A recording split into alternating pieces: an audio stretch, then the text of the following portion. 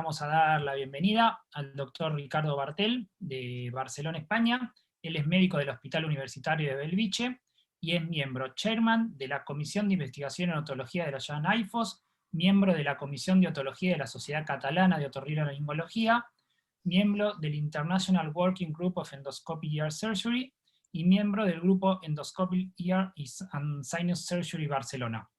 Hoy nos va a hablar de la presentación de timpanoplastias tipo 1 endoscópicas en pacientes pediátricos. Bienvenido, doctor, y ya puede comenzar la presentación. Hola, bueno, buenos días, soy el doctor Ricardo Bartel y bueno, hoy hablaremos de las timpanoplastias tipo 1, miringoplastias con técnicas endoscópicas en pediatría.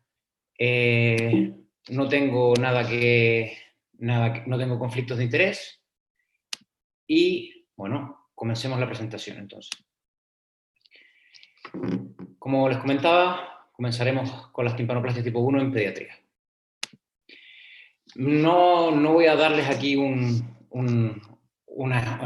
tantos ejemplos de todas las publicaciones que hay actualmente en la literatura. En los últimos años, 2, 3, 4 años, han salido múltiples publicaciones al respecto de las timpanoplastias endoscópicas, tanto en pediatría como y aún más en población adulta y población general, ¿no? Hay un gran interés, pues ya veremos por qué, y solamente al poner algunos ejemplos que he podido buscar rápidamente y ver la cantidad de literatura que ha salido en los últimos años al respecto, y que actualmente no es nada nuevo ni fuera de lo habitual en muchos centros, ¿no? Entonces, donde los he ido mostrando, la mayoría de los cirujanos, los otólogos, ven principalmente la indicación de la miringoplastia como una indicación realmente importante y realmente como un game changer en todo lo que es la cirugía de la miringoplastia, ¿no? Por varios motivos. Y el motivo principal es que se pueden hacer todas las miringoplastias, todas las timpanoplastias tipo 1, con abordajes netamente transcanal. Se pueden evitar en todos los pacientes abordajes retroauriculares, o sea, no se tienen que hacer más, y esto ayuda importantemente a que toda la cirugía de miringoplastia sea ambulatoria. En niños en pediatría y en adultos también, pero principalmente en pediatría, esto es un gran adelanto por el hecho de cómo también plantear, cómo ofrecer la cirugía tanto a los padres como plantear el hecho de que el niño se podrá ir siempre a casa, ¿no? El mismo día, teniendo iguales o incluso, dependiendo de la técnica quirúrgica que se use, mejores resultados. Uno se planteará, bueno, si ven la imagen del endoscopio, la típica imagen del endoscopio, que usualmente se usa para compararla con el micro, el hecho de que la típica pregunta que en niños, ¿qué es lo que pasa? En niños, pues bueno, te preguntan por qué, si el K es más corto y es más angosto, es igual de efectivo usar el endoscopio versus el micro, ¿no? El hecho de que el conducto sea angosto sí que podría ser una limitante, pero el hecho de que el CAE sea más corto evita esa limitación. ¿Por qué? Porque solamente al entrar la punta del endoscopio ya aparece todo lo que es la membrana timpánica. Entonces, con el hecho de ser el conducto corto, te da un ángulo de instrumentalización más fácil y se puede trabajar igualmente. O sea, el hecho de que el conducto sea pequeño no genera un problema técnico a la hora de realizar las miringoplastias. Porque miringoplastia, ya sea con cartílago, con técnica butterfly, con una fascia underlay, con una técnica under overlay, cualquiera de estos abordajes se puede realizar siempre con abordaje transcanal. Y eso es un punto muy importante. ¿Qué usamos nosotros habitualmente como instrumentalización? Endoscopios habituales de oído, o sea, los oidoscopios. A mí me gusta personalmente, yo usaba mucho de 30 grados, pero actualmente uso más de 0 por comodidad. El hecho de que usamos siempre los mismos endoscopios, que son los endoscopios de adultos también, los mismos que usamos, que son los de 3 milímetros, y que sean largos. ¿Por qué? Si usamos los endoscopios cortos de 10 centímetros, normalmente te puede chocar el ángulo de usar una herramienta en una mano y el endoscopio en la otra.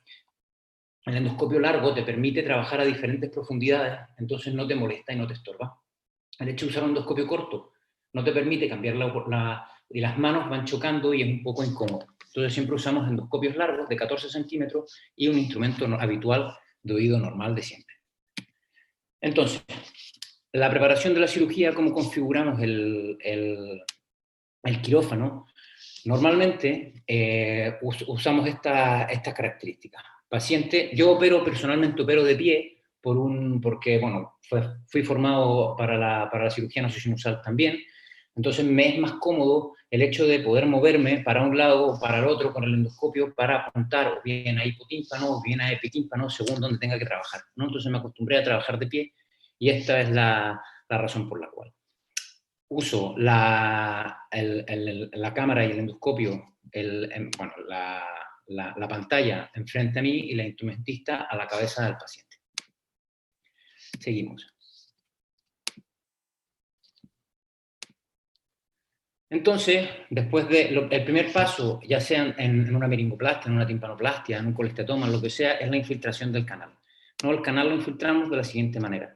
A nivel de la estría vascular, que es en la porción superior, donde queda la proyección del mango del martillo, hacemos una línea e inyectamos habitualmente aquí, solamente en la estría vascular, y verán cómo con una solución de epinefrina con anestésico local, verán cómo todos los vasos primero van haciendo vasoconstricción y van desapareciendo, y luego esto te ayuda después cuando uno tiene que levantar colgajo a que la hidrodisección de este plano, que es el plano que cuesta más disecar, sea más fácil y evite el sangrado. Esto es para cualquier cirugía de oído transcanal, el paso previo y la infiltración previa al procedimiento quirúrgico.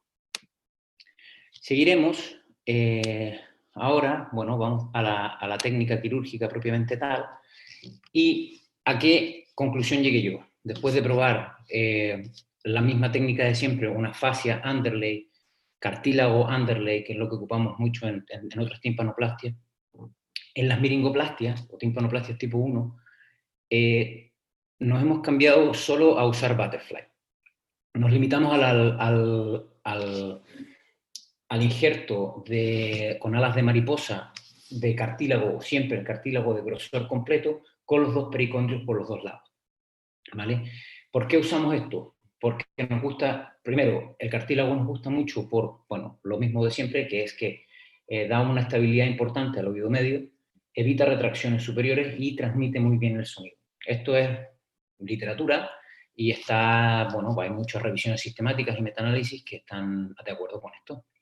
Entonces, por una practicidad y por simplificación de la cirugía, es una cirugía, la butterfly es una cirugía que con el endoscopio, una vez uno le agarra la técnica, es una cirugía muy simple, muy rápida y con muy buenos resultados.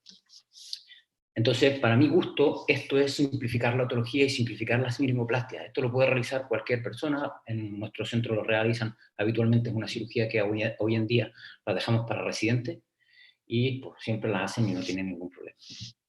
Es un abordaje que es 100% transcanal, como siempre había dicho. Es una cirugía que es bastante habitual en pacientes pediátricos. Me atrevería a decir que dentro de la otología pediátrica es sin duda la más frecuente.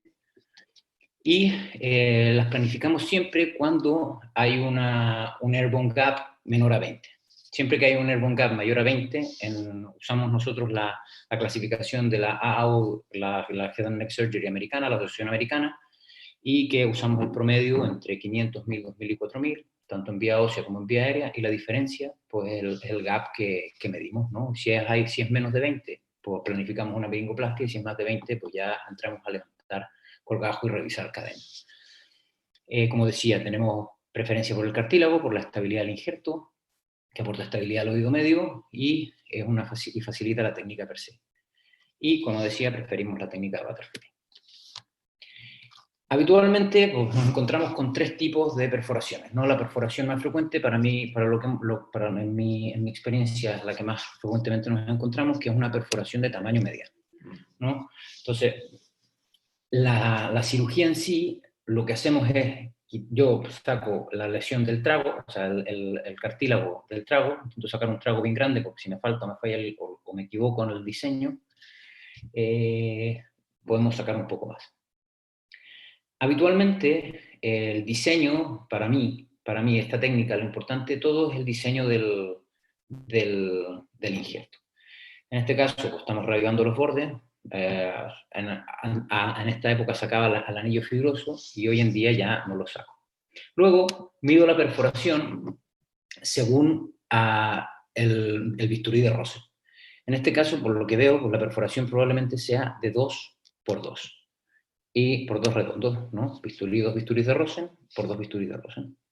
Y entonces el injerto lo corto haciéndolo con un bisturí de Rosen más, según la perforación. Entonces, si esta era de 2 por 2, el injerto lo haría de 3 bisturí de Rosen por 3 bisturí de Rosen, de 3 por 3. Si fuera de 2 por 3, lo haría de 3 por 4, cosa que te quede, el injerto tiene que ser más grande que la perforación y calculemos que radialmente pues sería medio redondo extra por lado.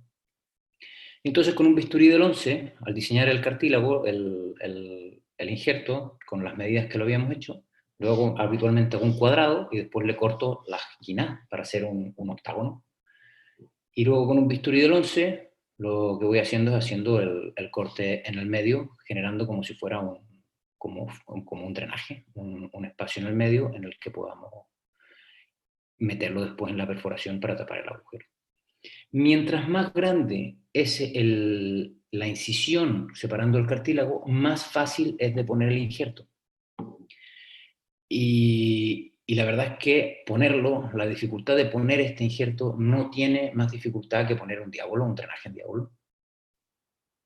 Y como lo ven, habitualmente lo engancho en la parte anterior primero y luego pues lo vamos insertando, ya sea con, bueno, aquí estamos usando la pinza, pero con un bisturí de Rosen o un elevador de tímpano o una aguja funciona también.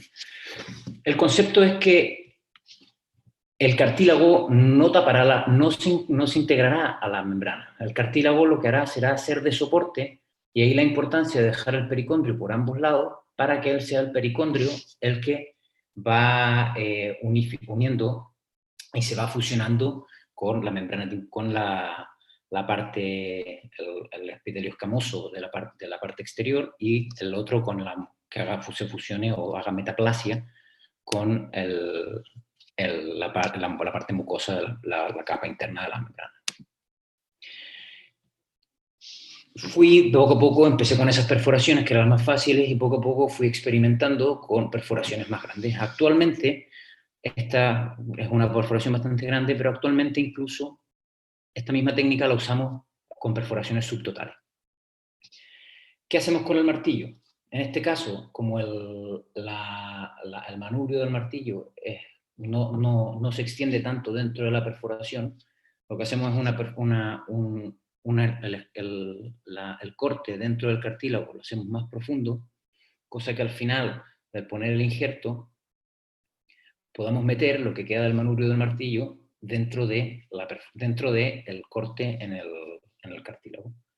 Y como les explicaba, en el fondo el concepto es que es el pericondrio el que hará metaplasia y se fusionará con la membrana. Y el cartílago nos sirve de soporte y de tapar el agujero. Y como volvemos a decir, perforaciones pequeñas, perforaciones grandes, el diseño lo es todo. Si la dificultad de poner el cartílago no tiene mucha dificultad, de hecho es bastante fácil de poner técnicamente.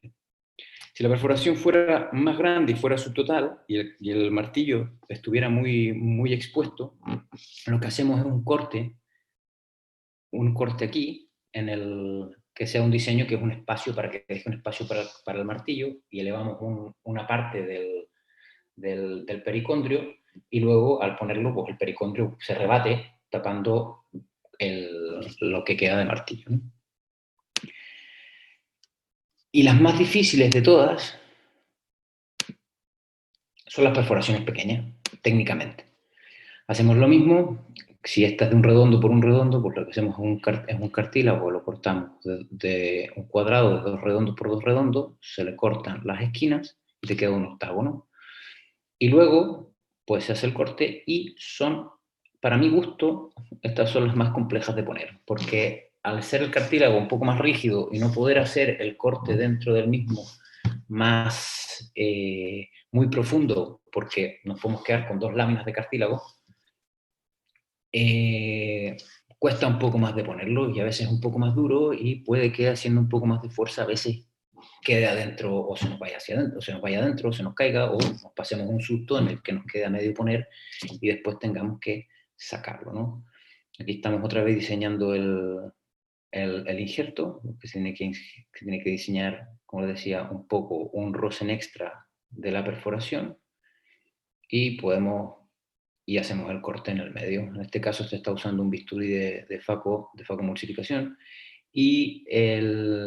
pero con un bisturí yo habitualmente lo uso con un bisturí recto de número 11 y va bastante bien.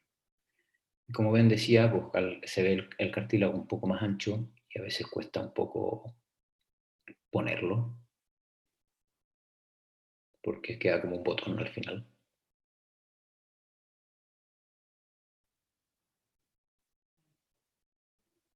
Y lo que hablaba entonces, la importancia de los 2 pericondrios por los lados ayuda a que cicatrice todo muy rápido. Estas técnicas, como no ponemos gel foam ni gelita dentro de la caja, muchas veces, alguna vez nos hemos aventurado con hacer alguna bilateral, y la verdad es que se puede también. Los niños tampoco sufren, el postoperatorio es súper bueno, no hay dolor, y pues dependiendo de la preferencia de los padres se les podría ofrecer hacer una técnica, un butterfly bilateral.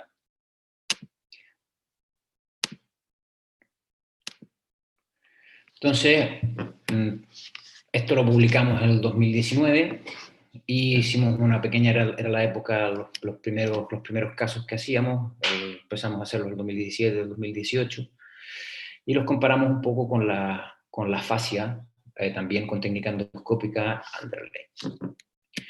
En principio, el promedio de edad que salió después de los 54 vídeos que operamos 29 con cartílago y 25 con fascia. Encontramos que el promedio de edad eran 10.7 años, pero el niño más pequeño que operamos tenía 6 años. Empezamos a operar desde los 6 años aproximadamente. Más pequeños no teníamos la tendencia a operarlo. La perforación en promedio, el tamaño de la perforación era de un 44.4% y, bueno, acorde a la literatura, pues las perforaciones en los cuadrantes más afectados, el más frecuente era el anterior inferior, después el anterior superior, después el posterior inferior y después el posterior superior. Y como decía, usamos un butterfly en 29 casos y una fascia en 25. Del total y el porcentaje de éxito del injerto también era acorde con la literatura. Se reportan muchos casos que el injerto butterfly tiene una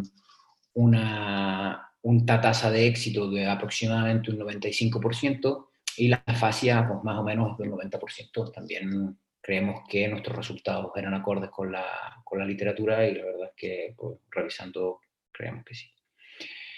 E importancia también, que también dentro de todo está acorde con el resto de otros estudios, la ganancia de la diferencia del gap, del airborne gap postoperatorio, es más o menos entre 8 y 12 decibeles. 8 y 10 decibeles, uno puede calcular que, o puede ofrecerle a los padres o al niño, pues decirle que mira, ganarán algo de audición efectivamente cuando se acabe el proceso de cicatrización de la cirugía. Y eso, pues, espero les haya agradado la presentación y lo más importante es animaos a hacer esta técnica quirúrgica que la verdad es que la dificultad de la técnica es mínima y en relación a los resultados que tiene muy buenos resultados y como decía, todos están dentro del diseño y eso. Y es importante, sobre todo creo yo, en las técnicas que usemos, quirúrgicas o no quirúrgicas, es que sea importante que el resto de la literatura y el resto de las personas que intenten hacer la técnica sea reproductible. O sea, que todo el mundo puede hacerlo. Una técnica, claro, uno puede a alguien presentar y decir mis resultados son espectaculares, pero si el resto de la gente de lo normal del resto de los otorrinos o el resto de los cirujanos no tiene los mismos resultados, eso quiere decir que la técnica no es tan buena como alguien la presenta.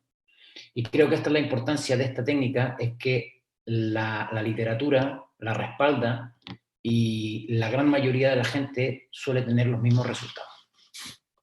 Y eso, muchas gracias por la atención y espero hayan disfrutado de esto.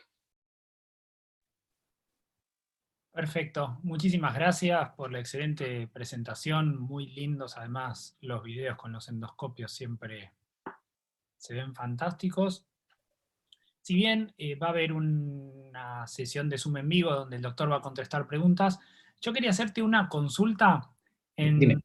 en los casos de los fracasos del injerto. Mm. ¿Fue un fracaso total del injerto o puntualmente quedó una perforación más pequeña en algún lugar marginal del cartílago? Eso, habitualmente queda una perforación. Si hay mientras más grande la perforación, hay más riesgo de que quede alguna perforación residual y habitualmente es en algún, como tú mismo dijiste, es en algún espacio marginal del mismo cartílago. Hay otro tipo de perforación que se me olvidó mostrar también, las perforaciones marginales actualmente también las estamos haciendo con el endoscopio y con la misma técnica. Lo que hacemos es que la muesca en el cartílago donde va en el ánulus, hacerla muy pequeñita, cosa que enganche bien y se coja por todo el resto del márgenes de la perforación. Y también ahora últimamente estamos haciéndolas así y la verdad es que también están dando buenos resultados. Así que yo creo que no hay perforación que no se pueda tapar con esta técnica y es eso. Si queda una perforación residual es más pequeña y ha pasado que muchos de estos después lo que hacemos es, si hay alguna perforación residual, es taparla con algún injerto de grasa del lóbulo, como son pequeñitas, y la verdad es que los resultados van bien. Y como Perfecto. digo, cualquier persona lo puede hacer y la verdad es que animados. Bueno, muchísimas gracias, doctor. Bueno, gracias a ustedes por la invitación y bueno, muchas gracias, la verdad.